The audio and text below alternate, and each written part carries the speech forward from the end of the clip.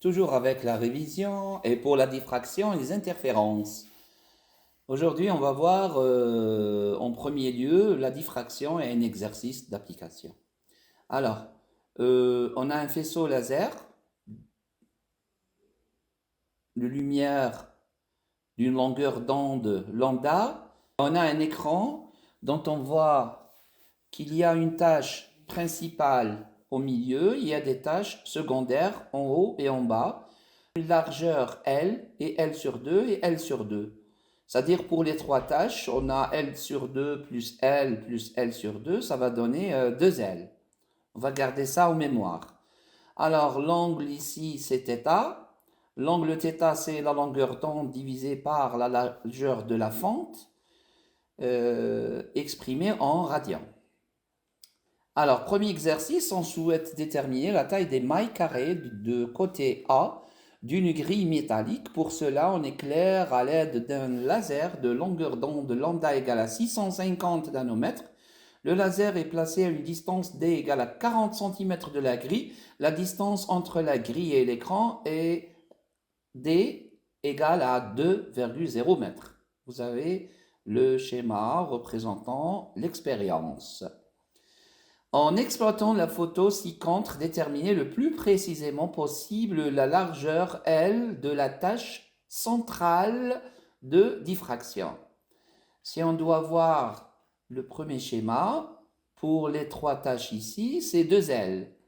Donc on a 2L et on a ici une photo qui montre l'expérience décrite auparavant. Donc on a la tâche ici de largeur L, L sur 2 et L sur 2. Si on va utiliser l'échelle donnée sur la figure, on va obtenir que 2L, on va obtenir 2L qui est égal à 2L est égal à 0,56 cm. C'est-à-dire L est égal à 0,56 divisé par 2 qui est égal à 0,28 cm. Deuxième question, montrez à l'aide du schéma et de vos connaissances que A est égal à 2 lambda, que A est égal à 2 lambda fois D sur L. On va essayer de démontrer ça. Alors, on sait que θ, on sait que tangente θ, on sait que tangente θ est égale, sur le dessin, tangente θ, on va voir bien, que tangente θ est égale à L sur 2, cette distance-là, c'est L sur 2, cette distance-là, c'est L sur 2, et on sait que tangente θ, elle est égale à l'opposé de l'angle θ sur l'adjacent. L'adjacent, c'est grand D. Donc, c'est L sur 2 sur grand D, c'est-à-dire L sur 2D. Et on sait que tangente θ, elle est proche de θ pour un angle très petit. Donc on a θ est égal à L sur 2. C'est la première formule qu'on doit écrire. Donc, et avec θ est égal à lambda sur A, on sait que θ elle est égale à lambda sur A, c'est une formule qu'on a appris auparavant, lambda sur A. Alors, on va essayer de travailler avec ces deux formules pour trouver l'expression demandée. Alors, on va écrire que lambda sur A, elle est égale à L sur 2D, et on va essayer de l'écrire de cette façon-là. A fois L est égal à lambda fois 2D. OK? Et on va essayer maintenant d'exprimer le A. Donc A est égal à lambda fois 2D sur L. Calculez alors la dimension A d'une maille de la grille en utilisant les données expérimentales données ci-dessus. Donc, application numérique. Maintenant, troisièmement, application numérique. On va juste faire un calcul. A est égal à lambda, c'était 650, je crois. C'était 650 nanomètres. 650 nanomètres fois 10 puissance moins 9 multiplié par 2, multiplié par 2 mètres, divisé par L. On va essayer de faire l'application numérique rapidement. Donc, on a 650 10 puissance moins 9 multiplié par 2, multiplié par 2, et divisé par 0,28 10 puissance moins 2. Et ça donne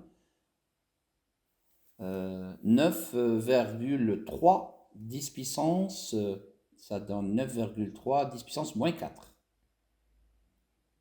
9,3 10 puissance moins 4 mètres.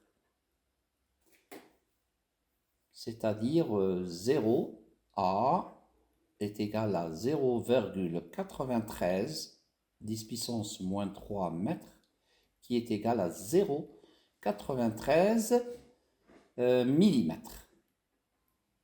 C'est presque 1 millimètre. Quatrième et dernière question, comparer la dimension A obtenue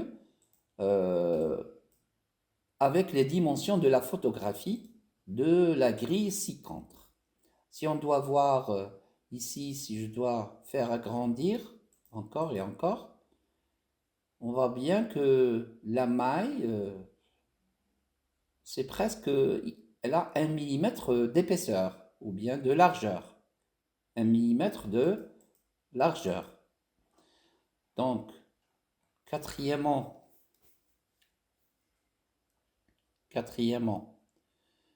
A expérimental est égal à 0,93 mm et A réel ou bien de la maille est égal à 1 mm. Donc les deux résultats, les deux mesures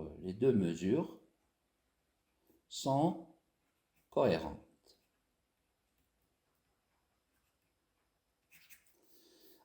La deuxième partie, c'est le phénomène d'interférence.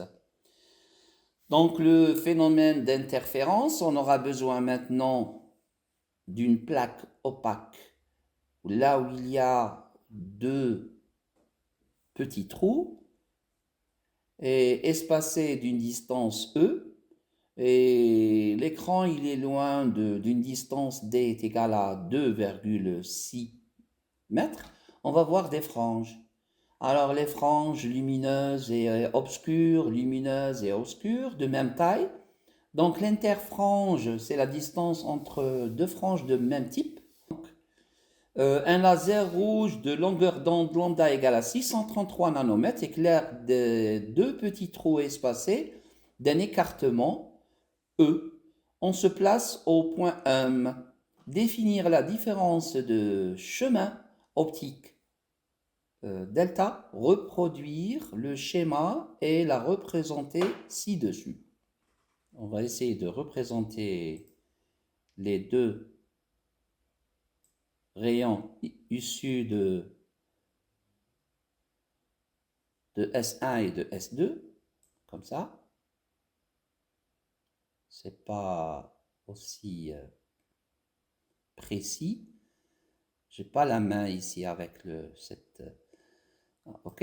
On a le. Alors pour dessiner ou pour savoir quelle est la différence de marche, la différence de chemin ou bien la différence de marche, on va tracer entre le premier rayon et le deuxième rayon une droite qui est orthogonale à la plus grande distance, c'est-à-dire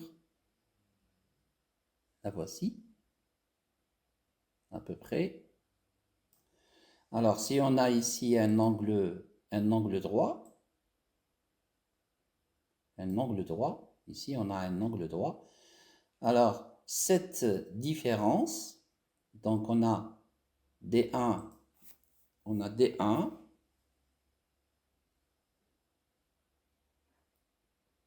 et on a D2, et cette différence-là, c'est le fameux delta. Donc, la différence de chemin optique, c'est delta est égal à D2 moins D1. OK? Donc, le point O au centre de l'écran est-il sur une frange sombre ou bien brillante?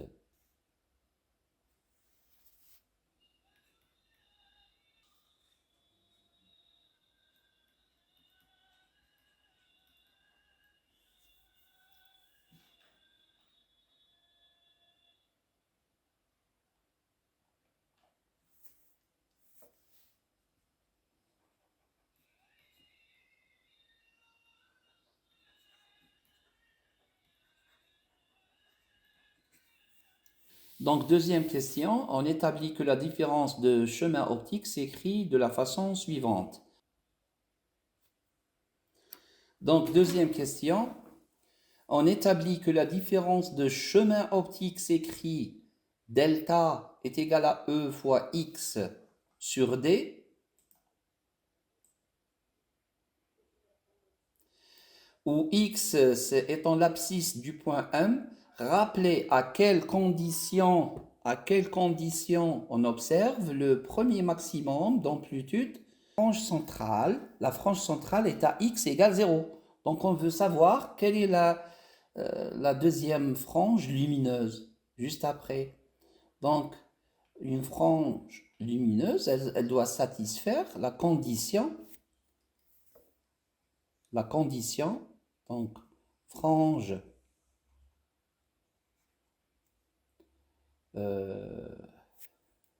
brillante ou bien lumineuse, brillante, à lambda. Donc, x égale 0, c'est-à-dire k égale 0. Et maintenant, pour k, elle vaut 1. Donc, on aura delta est égal à lambda. Pour maintenant x est égal à i. Donc, on a delta est égal à E fois X sur D, donc pour X égale I. Donc delta est égal à E fois I sur D. Donc on peut faire sortir le I qui est égal à delta multiplié par D sur E. Et comme ça, on a exprimé l'interfrange. C'est l'interfrange.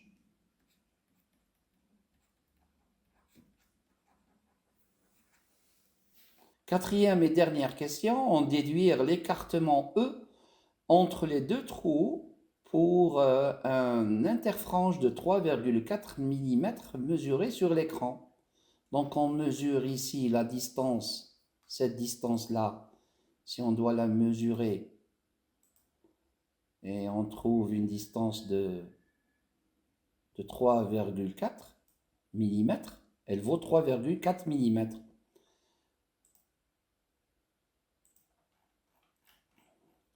Donc on peut faire sortir quatrièmement l'écartement.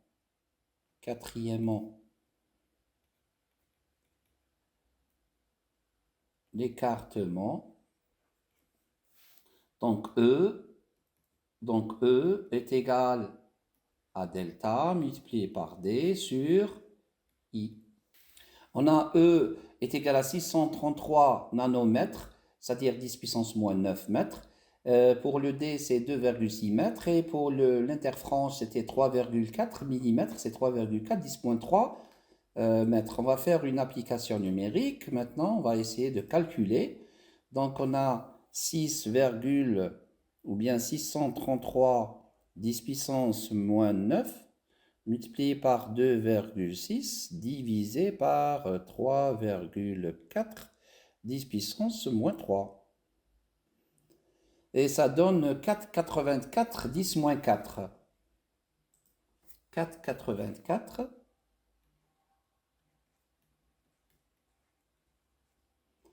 10 moins 4. Donc, on va garder deux chiffres significatifs, 4,8, 10 puissance moins 4 mètres, qui est égal à 0,48 mm. Ou bien c'est 480 micromètres. Merci pour votre patience et à très bientôt.